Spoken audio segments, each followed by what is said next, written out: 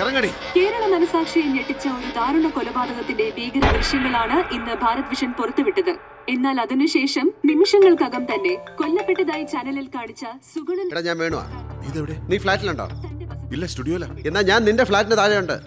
എന്റെ ഫ്ലാറ്റിന്റെ താഴെയോ? ദേ അങ്ങോട്ട് കയറി ചവിട്ടി കൊല്ലും ഞാൻ രണ്ടിനെ. നീ ഭാരത് വിഷ്ണു ഉണ്ടാക്കാൻ പോയതല്ലേ? വലിയ രണ്ട് എക്സ്ക്ലൂസീവാര്. നീ അവളെ വിളിച്ചോട്ട് അങ്ങോട്ട് പോടാ. എനിക്കൊരു പണി പഠിക്കാൻ വയ്യ.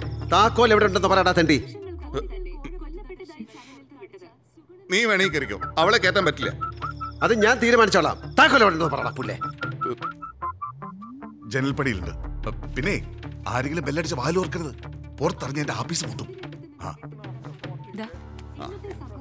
ഇനി നീ ഇതുകൊണ്ട് വിളമ്പിക്കോട്ടേ, കൊല്ലു ഞാൻ.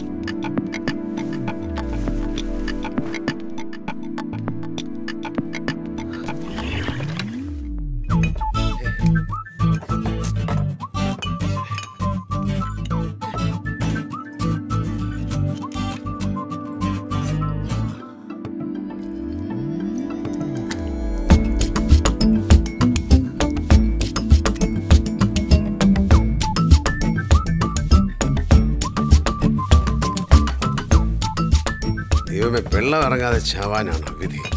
ഭാരതൻ പിള്ളയുടെ വീടിന് മുന്നിൽ നിന്ന് പ്രകടനമായി എത്തിയ പാർട്ടി പ്രവർത്തകർ ഭാരത് വിഷൻ സ്റ്റുഡിയോയുടെ മുന്നിലെത്തിയപ്പോൾ അക്രമാസക്തരാവുകയായിരുന്നു. സ്റ്റുഡിയോയുടെ ഗ്ലാസ് തകർത്ത് അകത്ത് കയറാൻ ശ്രമിച്ച അക്രമികളെ പോലീസ് തടയുകയും വ്യാജ വാർത്ത സംപ്രേഷണം ചെയ്തതിന്റെ പേരിൽ ചാനലിന്റെ ചീഫ് ഓപ്പറേറ്റിംഗ് ഓഫീസറും ഡയറക്ടർമാരിൽ ഒരാളുമായ വിജയകുമാറിനെ അറസ്റ്റ് ചെയ്യുകയും ചെയ്തു. ക്ലബ് ഹൗസ് അവന്റെ അമ്മയുടെ ഒരു ഇൻഫർമേഷൻ ചവിട്ടി കൂട്ടണം. ഇൻഫർമേഷൻ കിട്ടിയത് എനിക്കാ, വിജയകുമാർ സാറിനല്ല. എന്താ ഇൻഫർമേഷൻ കിട്ടിയത് എനിക്കാന്ന് പറയടി. ഇൻഫർമേഷൻ തന്ന ആരാ? നിന്റെ അമ്മയുടെ ആരാ? പറയടി. വക്കീല മണിലാൽ. അപ്പൊ കൂട്ടി കൊളുത്തിയത് അവനാ പടുകൻ. മണിലാൽ ഇന്നസെന്റാ, എനിക്കറിയാം. ഇന്നസെന്റ് അല്ല, ഇടവേള ബാബു. അത്രയ്ക്കങ്ങ് വിശ്വസിക്കാൻ അവനാരാടി? ശബരിമല അയ്യപ്പനോ അതോ നിന്റെ അപ്പനോ? എന്റെ കസിനാ.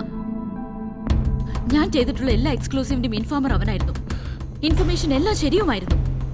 ആദ്യത്തെ ഭരതൻ പിള്ളിയുടെ കൈക്കൂലി കേസടക്കം. മണിലാൽ ചതിക്കില്ല. പൂച്ചെണ്ട് നൽകേണ്ടത് ആ പിള്ളയ്ക്കാണ്. പോയതെല്ലാം ഒരൊറ്റ രാത്രി കൊണ്ട് അയാൾ തിരിച്ചു പിടിച്ചു. നമ്മളെ ഓടിച്ച് മാളത്തിലും കയറ്റി. ഇപ്പൊ കേൾക്കാം. മിസ്റ്റർ ഭരതൻ പിള്ള, ക്ലബ് ഹൗസിലെ കൊലപാതക ദൃശ്യങ്ങൾ വ്യാജമാണെന്ന് തെളിഞ്ഞതോടെ 5 വർഷങ്ങൾക്ക് മുമ്പ് താങ്കളും രാജൻ കർത്തയും ഉൾപ്പെട്ട കോഴ വിവാദം തീർത്തും പൊളിഞ്ഞുവെന്നാണോ താങ്കൾ അവകാശപ്പെടുന്നത്? തെളിയാനുള്ളത് സ്വയം തെളിഞ്ഞില്ലേ? ഇനി കേന്ദ്ര കമ്മിറ്റി തീരുമാനിക്കട്ടെ ഞാൻ എന്ത് ചെയ്യണമെന്ന്. ഒരു തെറ്റും ചെയ്യാതെ 5 വർഷമാണ് ഞാൻ സഹിച്ചത്. എന്നെ തള്ളിപ്പറഞ്ഞ പ്രവർത്തകരും എന്നെ വെറുത്ത ജനങ്ങളും ഇപ്പോൾ എന്റെ കൂടെയുണ്ട്. അത് കേന്ദ്ര കമ്മിറ്റി കാണാതിരിക്കില്ലെന്നാണ് എന്റെ വിശ്വാസം. നന്ദി മിസ്റ്റർ ഭരതൻ പിള്ള. നന്ദി. പിന്നെ തൽപ്പേര് സമ്പാദിച്ച് താമ്രപത്രം വാങ്ങാനല്ലല്ലോ ഒരുത്തനെ കെട്ടിത്തൂക്കി കൺകെട്ട് കളിച്ചത്. കൊണ്ട് തരട്ടെ എടുത്തു മാറ്റിയതല്ല. അവറ്റകളുടെ കാര്യമാണ് കഷ്ടം. ഏതെങ്കിലും മാളത്തിൽ കണ്ണും തള്ളി ഇരിപ്പുണ്ടാവും ഒരു എത്തും പിടിയും കിട്ടാതെ. ക്യാമറാമാൻ വേണുവിനോടൊപ്പം രേണുക. എടോ, ഇത് നേരെ കിടക്കുന്ന കണക്കല്ലേ. കാൽ കഴിഞ്ഞ് ബുദ്ധിയുള്ളവന് മനസ്സിലാവും. പിന്നെയാണോ വേണുവിന്? അവൻ തകർത്തതിന്റെ ക്രെഡിബിലിറ്റി ഞാൻ തിരിച്ചു പിടിച്ചു. അവന്റെ അവളുടെയും കരിയറും അവരുടെ സകല വിശ്വാസതയും പൊളിച്ചടുക്കിക്കൊണ്ട് സെയിം റൂട്ടിൽ ഒരു സൈലന്റ് ചേസ്. അല്ല സർ, അങ്ങനെയാണെങ്കിൽ ഒരു റിസ്ക് ബാക്കി കിടപ്പില്ലേ? കാര്യം പിടികിട്ടിയ വേണു വീണ്ടും പിന്നാലെ വരില്ലേ? വരും, പക്ഷെ ഉടനെ ഉണ്ടാവില്ല വർഗീസേ. ഈ ബഹളം ഒന്ന് അടങ്ങുന്നത് വരെ വെളിച്ചത്തിറങ്ങില്ല രണ്ടും. അതുവരെ എനിക്കും ഉണ്ട് സമയം. അപ്പോഴേക്കും ഞാൻ മുഖ്യമന്ത്രി കസേരയിൽ സെറ്റിൽഡ് ആവും. എന്നിട്ട് അവർ വരട്ടെ.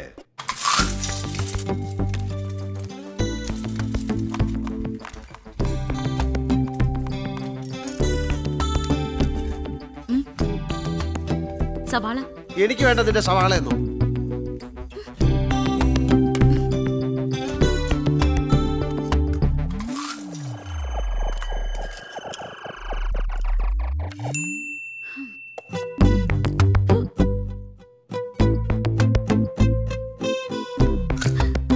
നോക്കി കൊതി പഠിപ്പിക്കാടി. അതിന് ഞാൻ ചോദിച്ചില്ലല്ലോ. ചോദിച്ചാലും തരില്ല. ആരും മുട്ടുന്നു. ഉണ്ട്, പുറത്താരോ ഉണ്ട്. ഉണ്ട്.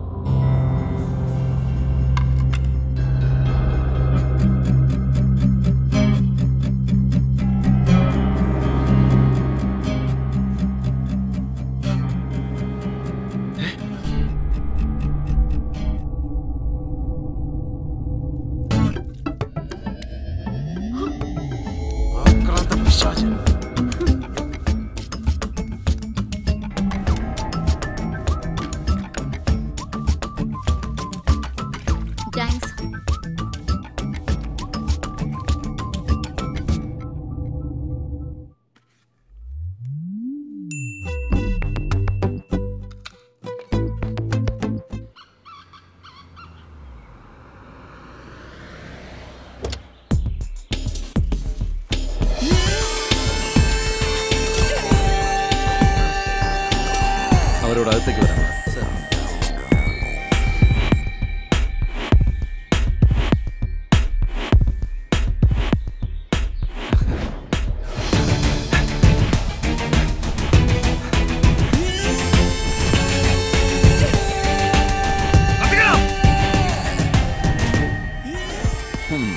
സർ, ഇത് വേണു ഉപയോഗിച്ച ഐപാഡാ. വിഷ്വൽസ് എല്ലാം ഇതിലുണ്ട്. അപ്പോൾ ഒറിജിനൽ ഫുട്ടേജ് കംപ്ലീറ്റ് കിട്ടി? കിട്ടി സർ. ഗുഡ്. ഇവരെ സെറ്റിൽ ചെയ്തേക്കെ. സർ, കൊലപാതക ദൃശ്യങ്ങൾ വ്യാജമാണെന്ന് തെളിഞ്ഞതോടെ പോലീസ് വേണുവിനും രേണുകയ്ക്കുമെതിരെ കേസെടുക്കുകയും അവരെ കണ്ടെത്താനുള്ള ശ്രമങ്ങൾ നടത്തിവരികയുമാണ്. എത്രയും പെട്ടെന്ന് ഇവരെ സിറ്റി പോലീസ് കമ്മീഷണർ അറിയിച്ചു. എന്നാൽ ഇനിയിപ്പോ എന്താ ചെയ്യാ? ആലോചിക്കേ, എന്തെങ്കിലും അതിബുദ്ധി തെളിഞ്ഞാ പറ. ഇതിന്റെ ലീഗൽ കോൺസിക്വൻസ് ആണ് അറിയേണ്ടത്. ഞാൻ മണിലാലിനെ വിളിക്കട്ടെ? പെർമിഷൻ ചോദിക്കാൻ ഞാൻ ആരാടി? നിന്റെ കെട്ടിയാണോ? എന്റെ ഫോൺ DSNG വാനിൽ വെച്ച് കളഞ്ഞുപോയി. ആ ഫോണും തന്നെ വിളിക്കാം.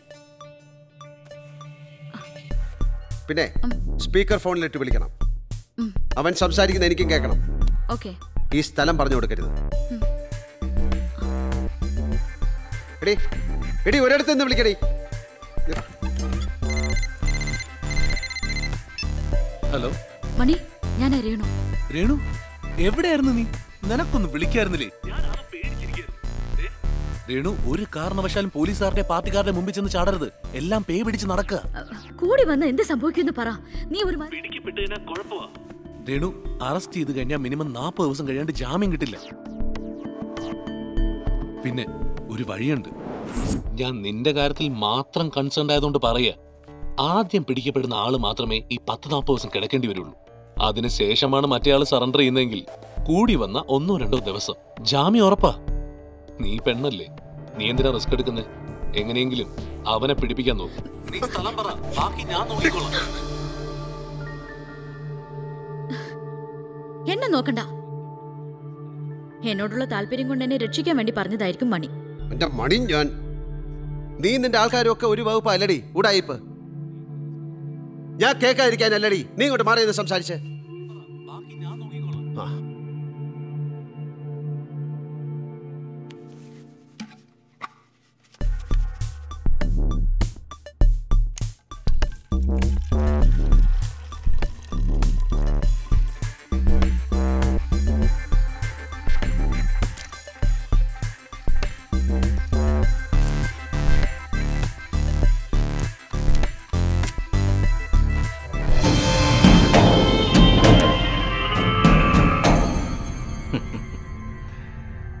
FIR ഇതുവരെ എഴുതിയിട്ടില്ലെന്നാ DYSP അദ്ദേഹം പറഞ്ഞത്.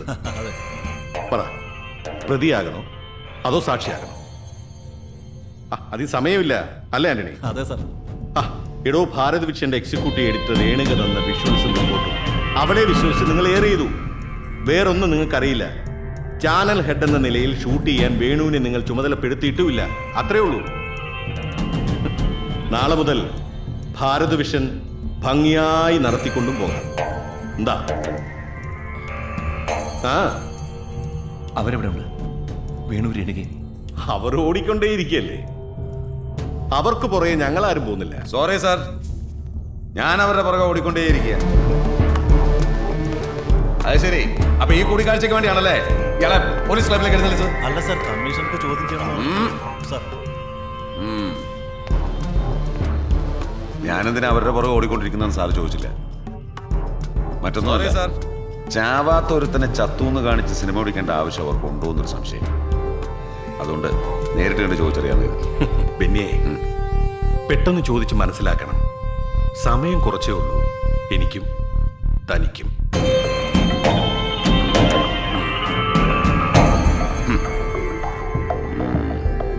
കേട്ടാ? അതെ, ഇന്ന് രാത്രി 10 മണി ന്യൂസ് നമ്മൾ ഒരു ന്യൂട്രൽ ലൈൻ പിടിച്ചങ്ങ് പോയാൽ മതി. ഒരു കാര്യം, എക്സ്ക്ലൂസീവിനും പോപ്പുലാരിറ്റിക്കും വേണ്ടിയുള്ള ആ രേണുകയുടെ അത്യാർത്ഥി അതൊന്ന് എംഫസൈസ് ചെയ്തേക്ക്. പിന്നെ വേണു വേറെ ഒരു ക്യാമറമാൻ അവര് കാണിച്ചു കൊടുത്ത് ഷൂട്ട് ചെയ്തു. അവനെ പ്രൊട്ടക്ട് ചെയ്തേക്കണം. പറ്റിയ നമ്മളൊരു ബോംബ് ഇടും. വേണുവിന്റെ ഒരു എക്സ്ക്ലൂസീവ് ഇവിടെ സ്റ്റുഡിയോയിൽ വെച്ചാണോ? നീ ഭാര്യക്കാരെ അന്വേഷിക്കണ്ട. വൈകുന്നേരത്തെ ന്യൂസിലുള്ള സാഹിത്യം ഉണ്ടാക്കാൻ നോക്ക്. ചെല്ലേ എല്ലാവരും. ശമ്പളം കിട്ടിയില്ലെങ്കിൽ അവന് വലിയ കുറച്ചില്ല. Hello sir. ഋഷി, ഏത് നിമിഷവും നിന്റെ സ്റ്റുഡിയോ പോലീസ് റെഡി. വേണുവിനെ പൊക്കുക എന്നുള്ള ഉദ്ദേശം. പണിയുണ്ട്.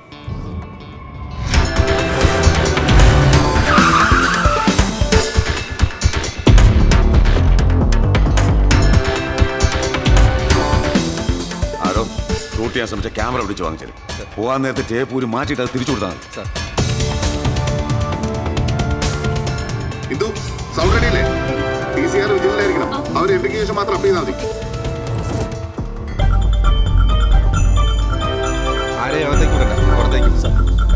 എന്താ സാർ വേണം അവിടെ? ഏത് വേണം? ഏതൊക്കെ വേണമെന്ന് നീ അറിയും.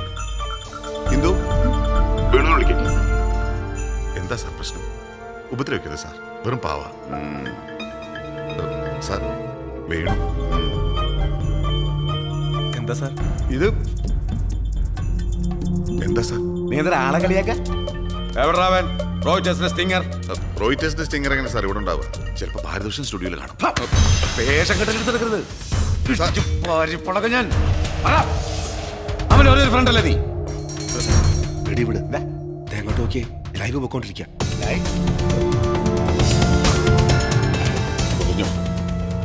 മിസ്റ്റർ ഋഷികേഷ്, ഉത്തരവാദിത്തപ്പെട്ട ഒരു ചാനൽ പ്രവർത്തന നിലയ്ക്ക് താങ്കൾ പോലീസിനെ സഹായിക്കേണ്ടതല്ലേ? പോടാ വാപ്പേ, ഞാൻ വളർത്തിയിട്ട് നീ കുറെ പിടിക്കും. നിങ്ങളെ ഇങ്ങനെയൊക്കെ പെരുമാറിയാൽ എങ്ങനെ? സുധി, ഋഷിയുടെ ഓടി കൊട്ടി ഇനി തെറിയുടെ പോരായിരിക്കും.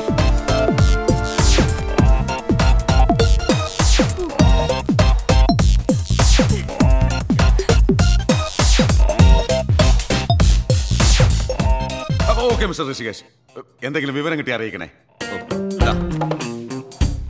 ഇതാണ് എന്റെ നമ്പർ. അപ്പൊ ഓക്കെ, കാണാം. അണ്ടറിനകത്തോടെ ക്യാമറ രണ്ടികൾ.